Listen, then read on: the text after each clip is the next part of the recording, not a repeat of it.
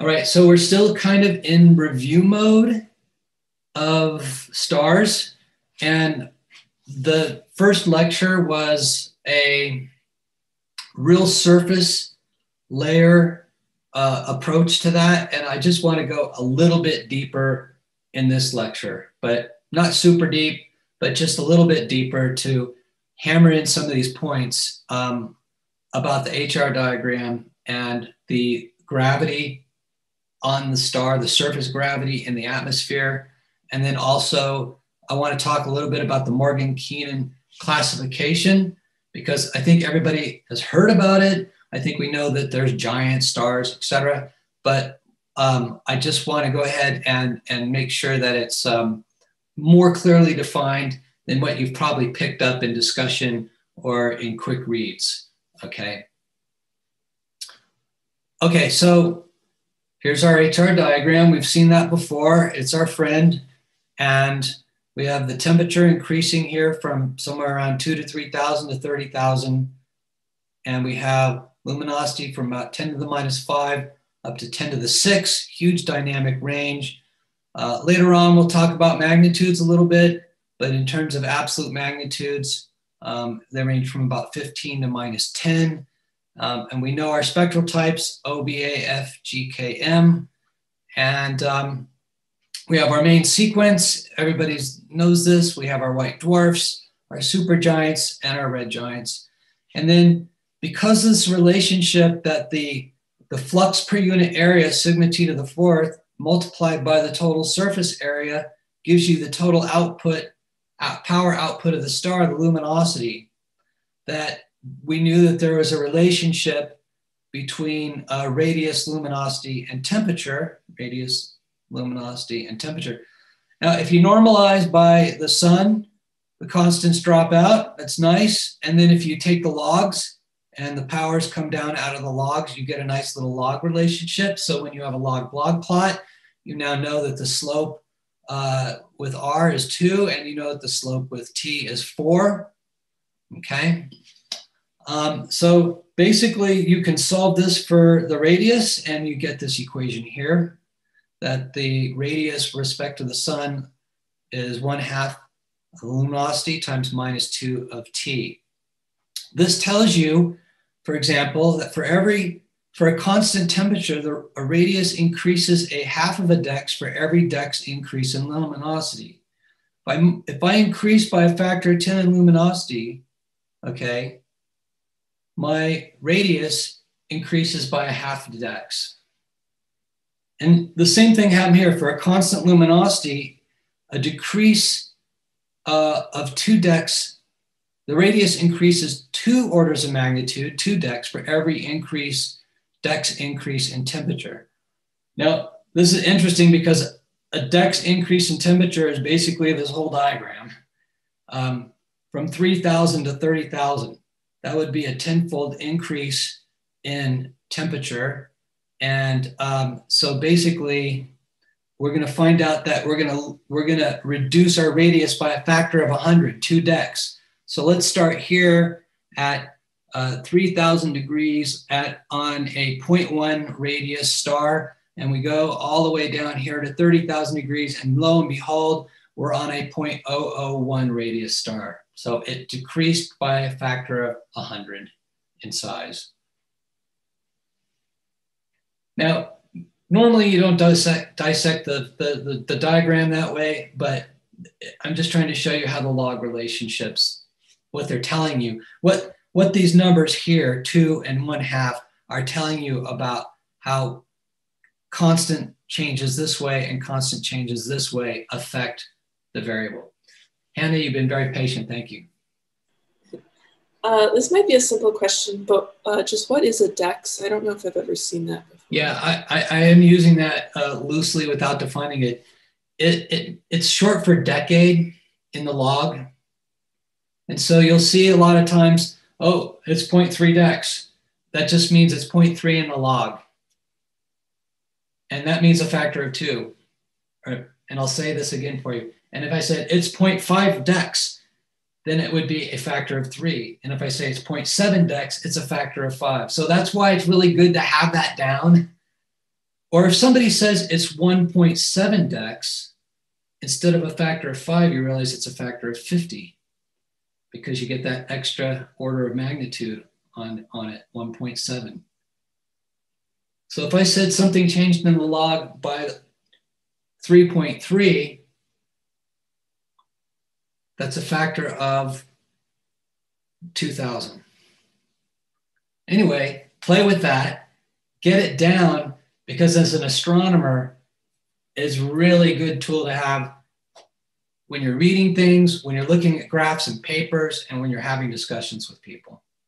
We showed earlier that the pressure broadening is related to the surface gravity because it tells us a great deal about what the pressure broadening is going to be like in a stellar spectrum. So we all know that surface gravity goes as mass over radius squared, okay? Now, if you replace the radius with the relationship between, total surface area and surface flux gives luminosity, then you get this equation here, that it goes as t to the 4th divided by luminosity times the mass. Again, we take the ratio with respect to the sun, and then we take the log of it, and we get this nice little equation down here that it scales linearly with mass, it scales inversely with luminosity, and it scales pretty rapidly with temperature. At any point on the HR diagram, if you have a star, you know its mass, luminosity, and temperature, you know its surface gravity. Therefore, you know something about if it's a large surface gravity, whether it's going to have pressure broadening in it, or whether it's a low surface gravity, it will have no pressure broadening in it. Main sequence is also a mass sequence. In addition to a temperature sequence and a luminosity sequence, and it's also a lifetime sequence on the main sequence. It's also a mass sequence. These stars are around 0.5 solar mass, going up to 1, going up to about 3, going up to about 50 or 60. This is a linear, well, I should say a monatomic increasing function of mass up this. And so when you convert mass and plot the mass against luminosity just for the main sequence, you get something called the mass-luminosity relationship for stars.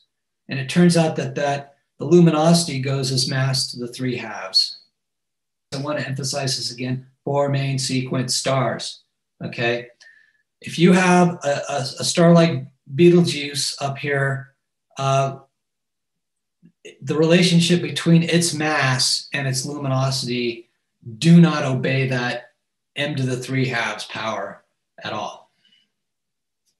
Okay, evolved stars don't have that. It has to do with the physics of the main sequence of the hydrogen burning in the core.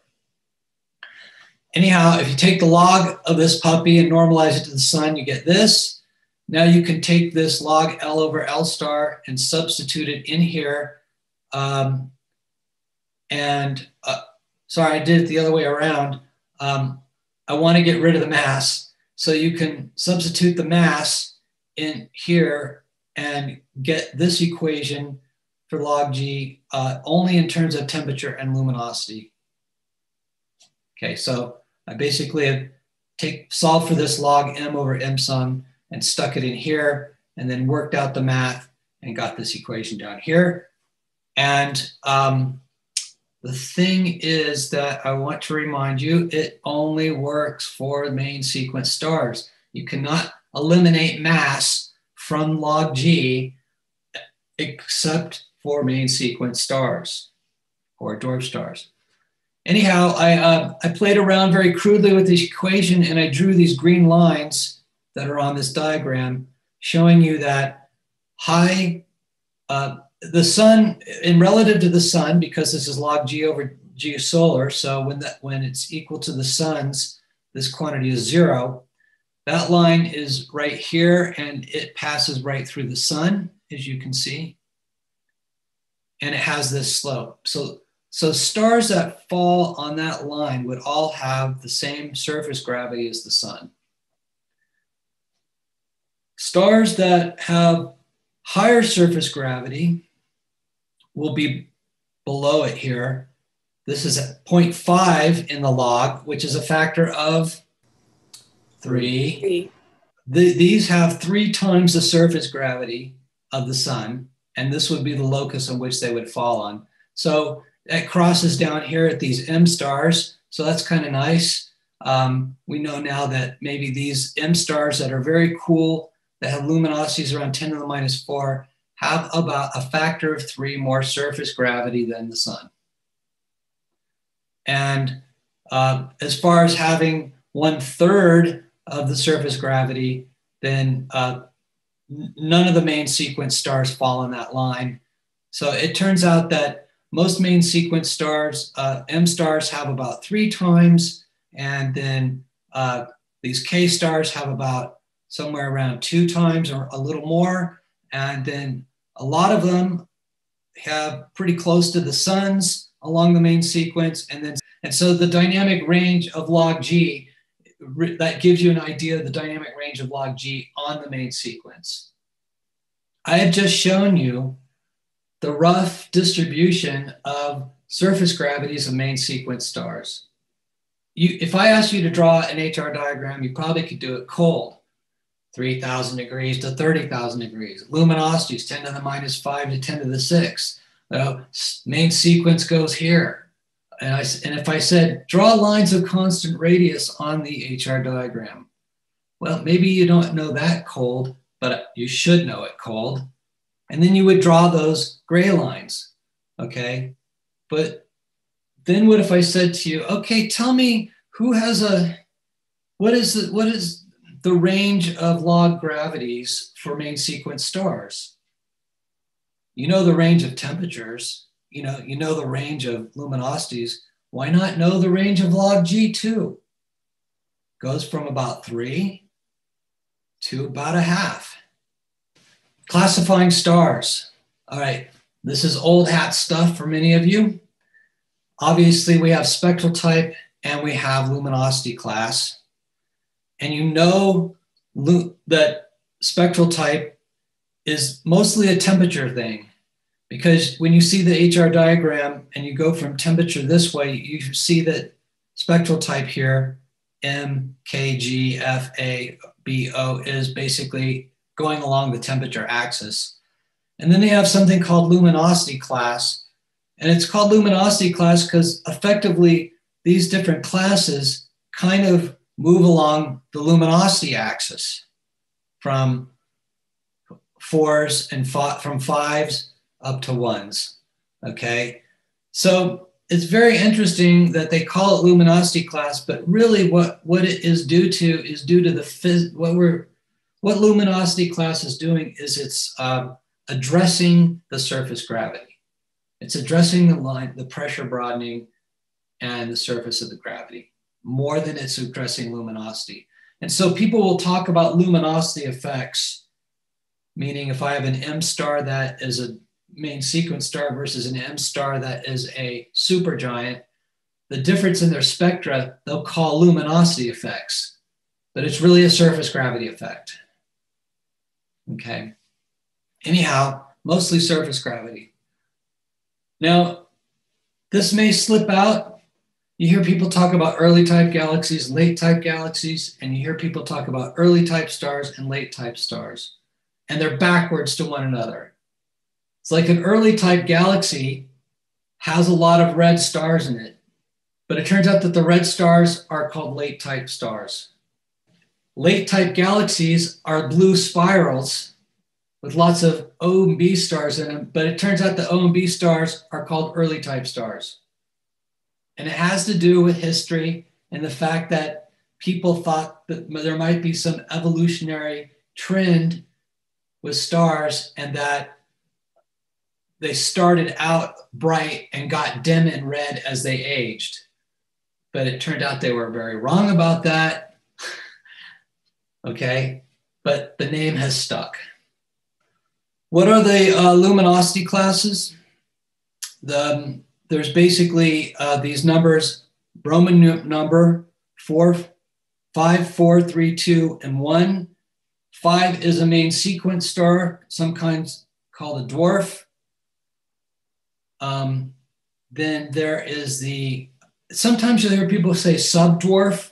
In that case, they mean like an M star or maybe a K star. That's a main sequence, the smaller ones. Then there's the subgiants, which is number 4, as you can see on the chart here. Then there's the giants, number 3. And a lot of those are horizontal giant branch stars.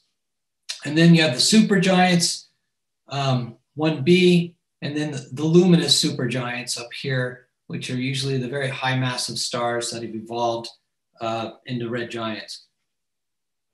And so, as you know, that stars evolve, they tend to move up into this part of the main of the diagram, HR diagram, and a star that was once a dwarf can eventually become a giant, can eventually become a luminous supergiant. Okay, so stars evolve through these luminosity classes. The spectral typing that we're going to talk about, the Morgan-Keenan, doesn't care about the slope of the spectral energy distribution.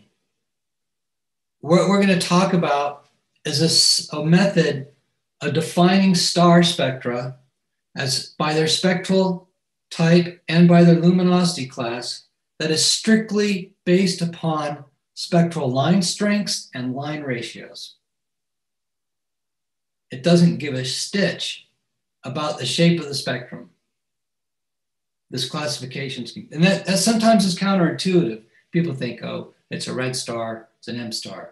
Well, that happens to be true, but it turns out it's the line ratios that are going to help us define how it's an M star.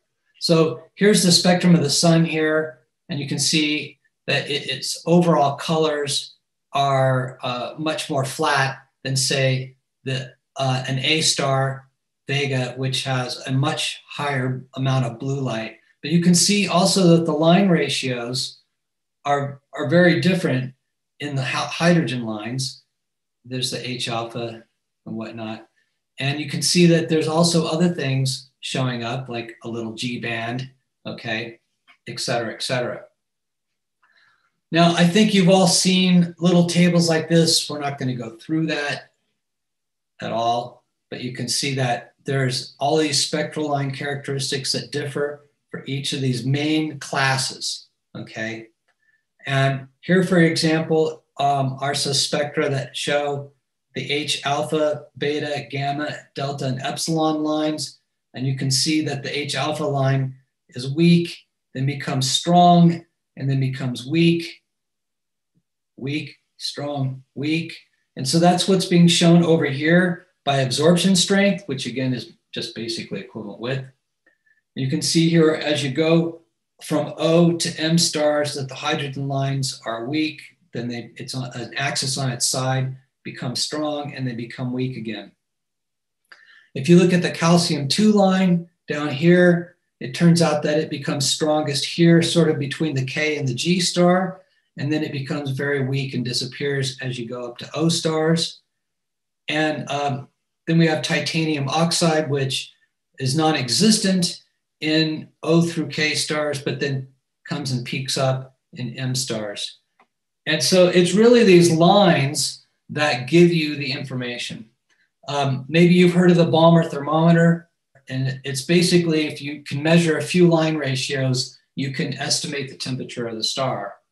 And the line strength and equivalent width here is given, and you can see hydrogen peaking at around 10,000 degrees in A stars and then declining again. You see the calcium 2, singly ionized calcium, rising up, becoming apparent in G stars, maximizing here around the K stars, and then declining into the M stars, et cetera, et cetera.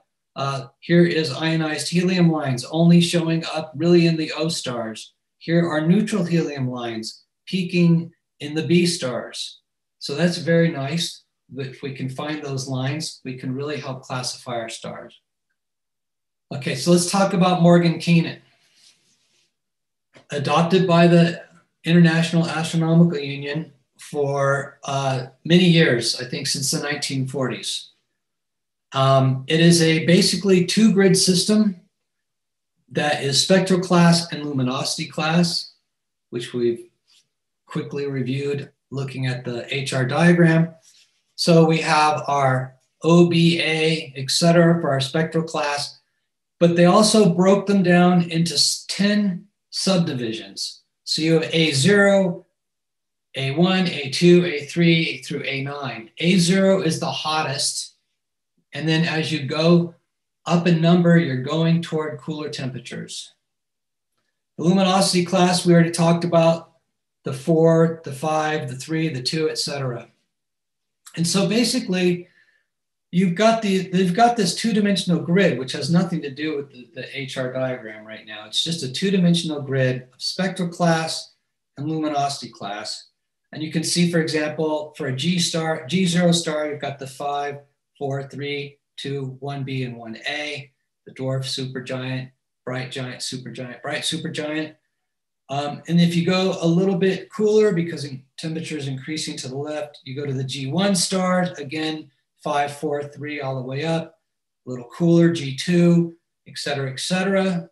And if I go to hotter, once I get from the G0, then I hit the F9 star, and then the 6 luminosity classes, hotter still, F8, hotter still, F7, all the way up to an O0 star, okay? And then this axis extended goes all the way to an M9 star. Okay.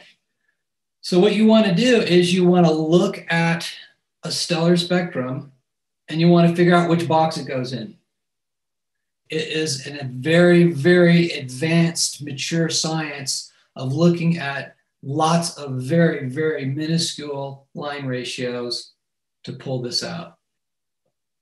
As with everything in astronomy, you pick objects which are your quintessential or fiducial object that defines what, the class of that object. And so we have what are called anchor point stars. These are stars out there in the sky that have been classified into one of these boxes on the Morgan-Keenan grid. And therefore, they're the candle by which you hold accountable all other stars that would be classified in that box. So for example, some anchor points are, of course, Arcturus, Vega, Deneb, Regulus, and Rigel stars that are very well known to us that have been classified in terms of their Morgan-Keenan class, K2, 3, A0, 5. They've been classified like that since 1943. And they are rock solid anchor points. And so you get a star spectrum and you can compare it to one of these and say that's an A05 because in every way it's so identical to Vega. Now, as with all things, not every one of these boxes has an anchor point in it. So some of these boxes have what are called primary standards. Best known example, stars in cases that there aren't anchors, okay? So this is a situation where you would go to a catalog which then had primary stars, which have been adopted as the standards, but are not considered anchors. They haven't been standards since 1943. And then secondary standards are ones that are basically at a pretty high level of confidence. And the lesson here is not to know what the difference is between an anchor, a primary, and a secondary. The lesson here is that if you're ever going to get into this business, that there are these 3 categories of definitiveness for the different types of spectral classes and luminosity classes of stars on the Morgan-Keenan classification system. I wanted to make a point and a shout out here so that nobody walks away thinking anything otherwise. It depends upon line strengths and line ratios, period, period, period. Not allowed are, what is the effective surface temperature of the star? That does not count. What is the mass of the star? Nope. Luminosity? Nope. Metallicity? Nope. The color index, which we'll get into what that is soon. None of that matters. So line strengths and line ratios. White dwarfs, Okay, so that you have a prefix. If it's a B3 and it's a white dwarf, you call it a DB3. Sometimes in B stars, you see emission lines. You'll see a small little E after the spectral class. If it happens to, for some reason, have very strong metal lines, they call that a strong metal line star. They'll put a little M after it, and then something called a peculiar star. A lot of stars that are A stars are peculiar stars. They have some small undulations in their spectra, which usually have to do with large spots that are cool spots that cover this star, a certain, like their polar regions, and they call these peculiar stars. I was telling you that in the good old days, you know, people took photographic plates, then they would line up the photographic plates like this, and you could then take a photographic plate of your star, and hopefully at the same resolution, and you could look at these plates. So you go down into the dungeon of the observatory, and you get the printouts of the plates, and you bring them up to your desk in the library, plop the big book, and you thumb through them, and you look, the old school astronomy. Very different than today. Anyway, what I'm about to talk about, I'm not an expert on. I'm just going to give you a 30,000 foot view. And I just wanted to say that if you want to learn more, I ripped off a lot of it right from this website here.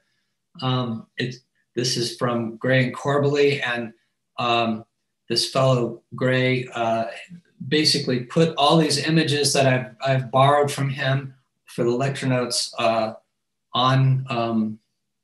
his website, and explanations. And I kind of cut and paste and parsed some of his explanations, and then I color coded them to help us with our discussion. So let's just talk about a few of these effects. From his book, the Gray and Corbally book, there are these two tables explaining some details for sort of a quick look on Spectral Class on the left and Luminosity Class on the right. So the thing I just want to mention is, you might notice you guys are all familiar with O, B, A, F, G, K, M, but then there turns out that there are these other spectral classifications: heavy element stars, carbon stars with some reason elevated carbon in them, and then we have these cool stars, and then the dwarf, white dwarf stars. So you have DO, DA, etc. And then, as you know, down in the low luminosity regime of the HR diagram, where the sizes of these stars are about the size of the Earth, they're about 1/100th of the solar radius, and they stretch from basically O stars to mostly A stars, some F stars.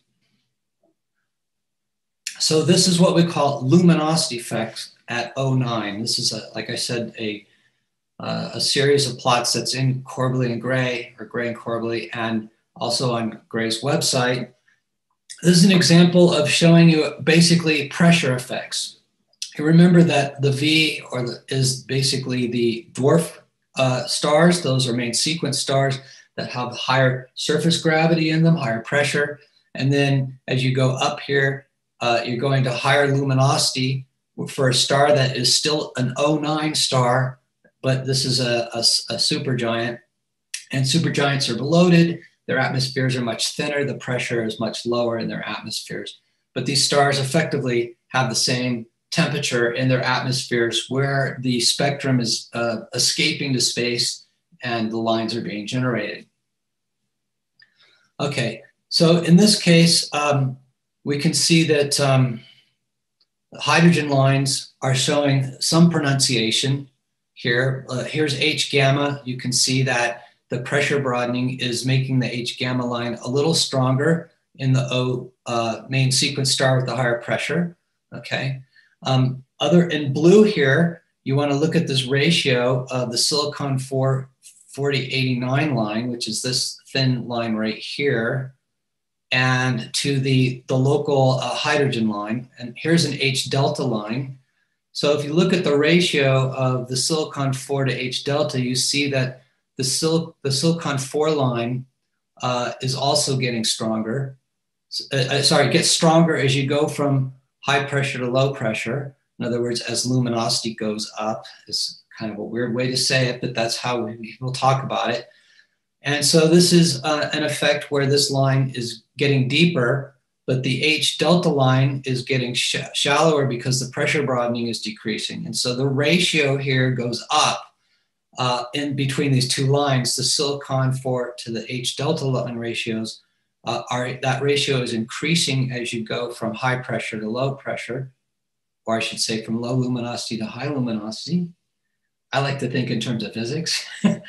And so this is I basically have given almost everything now that you need to know in a nutshell. This is the level at which spectral typing and spectral classification happens. It happens with these very narrow lines, these metal lines of different ionization stages, triply ionized silicon in this case, and neutral hydrogen in the Balmer stage of excitation. And you look at those as a function of people have charted them with their anchor points, and you look at them and you compare those ratios and you go bada bing, this is an O star. The way you do this is you measure the equivalent widths of the lines. So you measure the equivalent width of the H delta line, you measure the equivalent width of the silicon 4 line, and you take the ratio of those equivalent widths. Maybe you remember from a previous lecture, we said when people say line strength, they really mean the equivalent width. Equivalent width of silicon 4 4089 line divided by equivalent width of H delta line. Okay, you'll see that number increases as you go from a main sequence star up to a giant star. Here's another example. We have a nitrogen 3 line from 4379. We have a neutral helium line from 4387. And you can see that this very weak 4379 line is beginning to get stronger with respect to the helium line. And the helium line is getting weaker as you go to higher luminosity, and the nitrogen 3 line is getting stronger. Another beautiful ratio, which you can then use as a yardstick. You know everything you need to know now. I don't need to go through all of these one by one. I mean, you can see that I've got the colors here and talked about this, these line ratios. And now we've confirmed that by that we mean the ratio of the equivalent widths of the lines. But here's a B1 type of star, and it's a little bit of different ratios that are used because we're in a different temperature range. So we have different excitation balance and different ionization balance. But again, we can look at something like this silicon 3 line and see how it's just on its own getting stronger as you go from the main sequence star to the lower pressure supergiant star. It's just an example. Now, what I did want to talk about a couple sort of pet favorite cases. So if you'll let me skip around a little bit. Who doesn't love an A0 star? Here's a luminosity effects of A0. Here's your A0 dwarf star. Basically, guess who? Your friend Vega, okay, Alpha Lyrae. And you can see these just beautiful Lorentzian wings from this pressure broadening along this hydrogen series, which is very strong.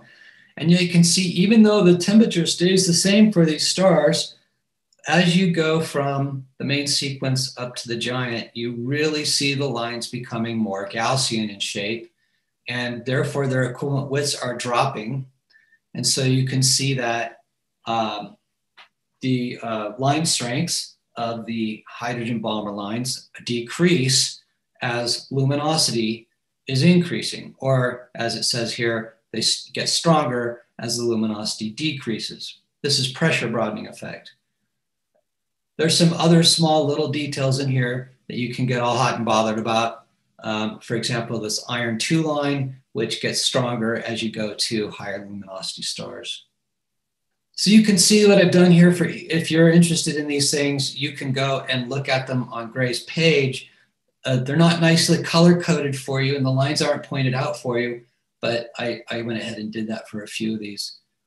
Here's a very close to R star, is a G05 star or V, you can see. And I wanted to basically not talk about luminosity effects at G as much as I wanted to talk about the effects of temperature along that sequence. But here's some beautiful examples. Again, you have a ratio of a magnesium 2 4481 line relative to a helium 1 4471 line. Beautiful ratio that changes. As you get into these A stars, this is all main sequence from B to A. I should have said this now, I'm sorry. This is not a luminosity effect anymore. This is a temperature effect. And you can see here, as you get cooler in the A0 to A3 and A5, you start to see this neutral calcium and iron 1 line start to appear, but you don't see them when you get hotter. Things like that. You get a little ratio here of helium that helps you in the B range between A0 and B5. And then, of course, when you get to A5, that's replaced with the manganese line. So, and you can see that some of these lines line up in wavelength pretty close. So yeah, you really got to know what you're looking at. What I really wanted to talk to you a little bit is about the G band. You know, we've talked about the G band, and then we talked about the calcium K and H line, the doublet of calcium. So these are two features that are prominent in distinguishing spectral classes along the main sequence. Okay, so we're going from G0 to A5 of main sequence stars. You can see here that as you go to cooler stars, your hydrogen lines are getting weaker. This is just like our Balmer thermometer we were talking about.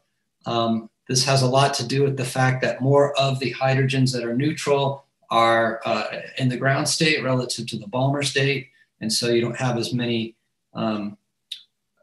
atoms, hydrogen atoms that are prepared for Balmer absorption, so to speak. And you can see the G band here, the CH molecule starting to form in the F5 star and getting much stronger in the G0 star as you get cooler. And this is a sort of a small little band that is just, again, blueward of the H gamma line. And so one of the things that Gray has you do is look at the ratio of the G band to the H gamma line. Look over here in the corner. We'll talk later about why you get these doublets in some of these transitions, and I hope to help you really understand the periodic table and fine structure doublets and multiplets quite well by the time this class is over. But calcium, singly ionized calcium, has one of these so-called resonant doublet transitions where the ground state is at the 4s level. So you have an electron in the ground state, the shells are populated up to the 4s level, that's the ground state electron at the 4s level. And then it turns out that the 4p level is at a different energy, and it's actually split into 2 levels. So you get transitions that go to the lower p level and to the upper p level, and they're very close in wavelength. So you get two, you know, if you are a calcium ionized calcium atom and photons are coming at you, those that are at 39, 34 are going to elevate you up to the higher level of the p orbital. Those that are 34, 39, lower energy will raise you up to the lower p level. And so both of those photons get absorbed, okay? And so here we have the K line, just left over from Fraunhofer days, where he named these absorption lines just by letters, D, K, H, G, etc. And right next to it is the H line, if you will. It turns out that the hydrogen epsilon line and the H transition of the calcium 2 doublet sit on top of each other. It's kind of an unfortunate thing. And as you get to the cooler, you get stronger calcium lines and you get weaker hydrogen lines. And so this absorption feature here is really dominated by the H line of calcium, by one of the members of the fine structure doublet. But as you go to the A star, you see that the pressure broadening is kicking in and the H epsilon line is dominating. And you can see by the fact that the calcium line here, the K line, is giving you an indication that the calcium is becoming less prominent in the spectrum. And so you can see here that it's the hydrogen epsilon line that's dominating this absorption feature here. And so basically you see this transition where you go from in A stars, the hydrogen epsilon line dominates at this wavelength. And as you go cooler to G and then to K stars, you see that the calcium lines you see both the calcium lines.